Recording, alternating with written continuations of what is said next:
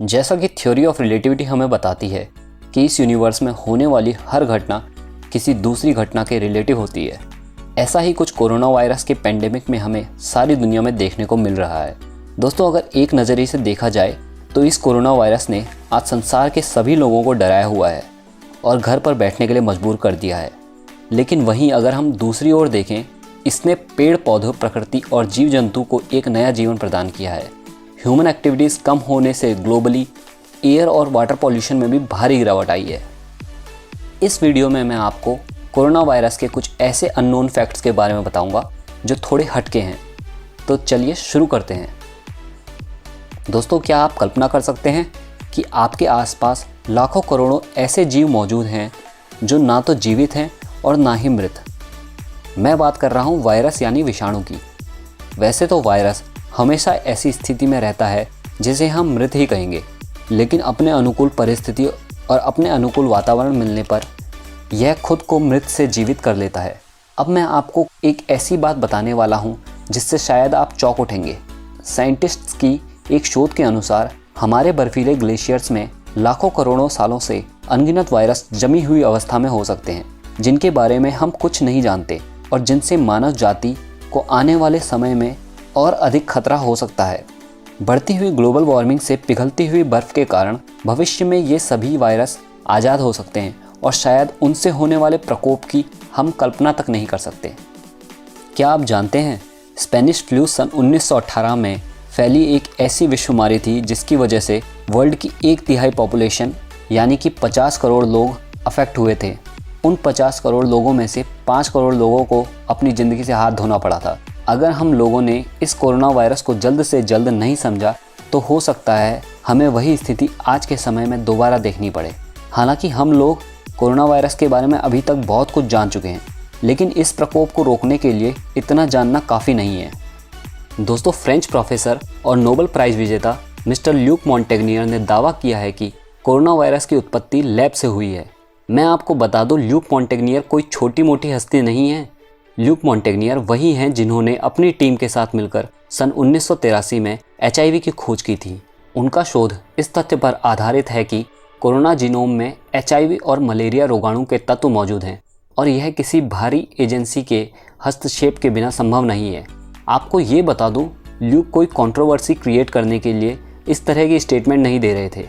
एक news channel C French news के साथ हुई बातचीत में उन्होंने ये स्टेटमेंट दी, कोरोना वायरस के जीनोम में मलेरिया के रोगाणु व HIV के तत्व का उपस्थित होना अत्यधिक संदिग्ध है और वायरस के ये लक्षण स्वाभाविक रूप से उत्पन्न नहीं हो सकते।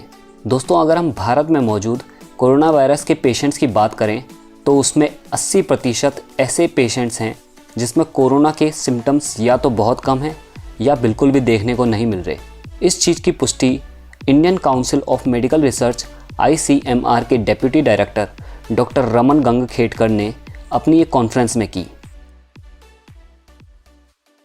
100 लोगों को अगर इन्फेक्शन हुआ तो उसमें से 80 लोगों को इन्फेक्शन उसमें कोई लक्षण दिखाई नहीं देता। वो दिखने को भले एसिम्प्टोमेटिक रहे, उसको अगर हम जांच करें तो उसकी भी टेस्ट पॉजिटिव आने का चांस रहता है। पिछले दिनों दिल्ली में दर्ज किए गए सभी मामलों में 186 मामले ऐसे हैं जिनमें कोरोना वायरस के सिम्टम्स नज़र ही नहीं आए।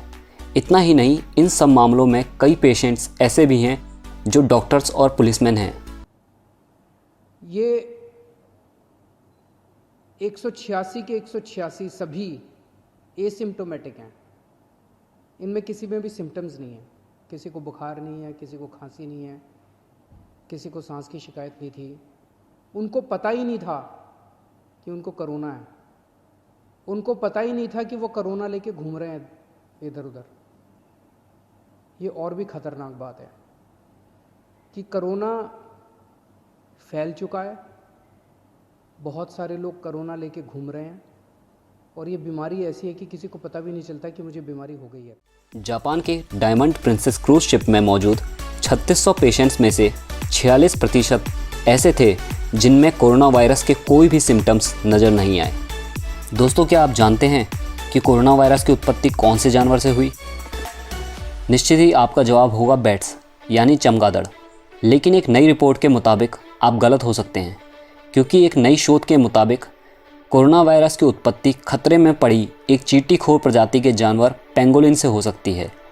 पेंगोलिन एक ऐसा जीव है जिसकी विश्व में सबसे अधिक मात्रा में तस्करी की जाती है और चाइना इसका इंपोर्ट करने में सबसे आगे है। पेंगोलिन एक चींटीखोर है और खतरा महसूस होने पर यह खुद को अपने एक कठोर शेल्स के अंदर रोल कर लेता है।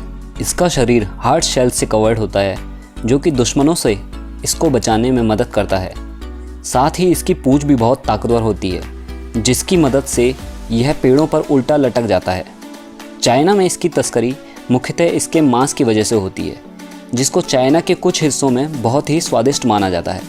उनके हिसाब से इसका मांस किडनी को पोषण देता है और केराटिन युक्त इसके स्केल्स हड्डियों को मजबूत बनाते हैं। दोस्तों, एक केराटिन वही चीज़ है जिससे इंसान के नाखून बने होते हैं। पेंगोलिन चीन में त्वचा व अन्य बीमारियों के इलाज के लिए भी पारंपरिक चिकित्सा में प्रयोग किया जाता है। दोस्तों, क्या आप जानते हैं कोरोना नाम की एक बियर और भारत में कोरोना नाम का एक गांव भी मौजूद है। कोरोना बियर एक बहुत ही विशाल मैक्सिकन बियर कंपनी है, जिस पर कोरोना नाम की ऐसी मार पड़ी कि उसको अपनी सारी प्रोडक्शन बंद करनी पड़ी।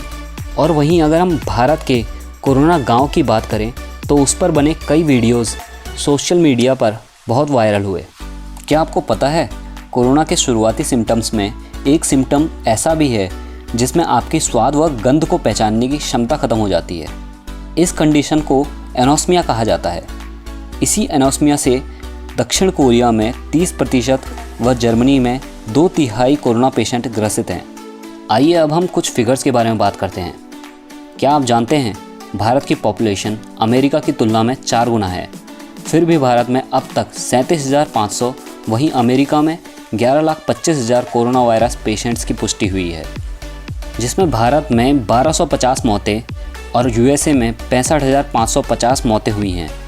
शायद सभी की तरह आप भी सोच रहे होंगे कि या तो हम भारतीयों का इम्यून सिस्टम बहुत स्ट्रॉन्ग है या फिर हमने समय पर लॉकडाउन करके इस स्थिति को कंट्रोल किया हुआ है। पर हो सकता है इतने कम नंबर्स का एक बहुत बड़ा कारण ये रहा हो कि हमने टेस्टिंग ही बहुत कम की है। अगर हम फिगर्स की बात करें तो हमें यह जानने को मिलता है कि अमेरिका ने अब तक हर 10 लाख लोगों में 5,355 लोगों की, नॉर्वे ने 19,000 लोगों की तथा स्विट्ज़रलैंड ने 18,000 लोगों के ऊपर टेस्ट किए। और वहीं अगर हम साउथ कोरिया की बात करें तो उन्होंने तो अपनी पूरी पॉपुलेशन ही टेस्ट कर डाली। दोस्तों, हमारे मन में डर तब आता है जब हमें यह पता चलता है कि भारत ने बीते दिनों में 10 लाख लोगों में सिर्फ 93 लोगों की टेस्टिंग की। वैसे फिगर्स देखकर हमें पैनिक होने की ज़रूरत नहीं है, क्योंकि गवर्नमेंट ने मेजर स्टेप्स लेके रेड जोन्स में एग्रेसिव टेस्टिंग शुरू कर दी है और साथ ही सभी हॉटस्पॉट जोन्स में सैनिटाइजेशन का काम जोर शोर से स्टार्ट कर दिया है। दोस्तों, आपने अक्सर सुना होगा कि कोरोना वायरस को नोवल कोरोना के नाम से बुलाया जाता है। क्या आप बता सकते हैं इसके नाम के साथ नोवेल क्यों जोड़ा जाता है?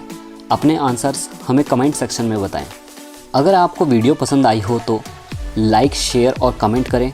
साथ ही सब्सक्राइब करें फैक्ट्स वर्ल्ड को।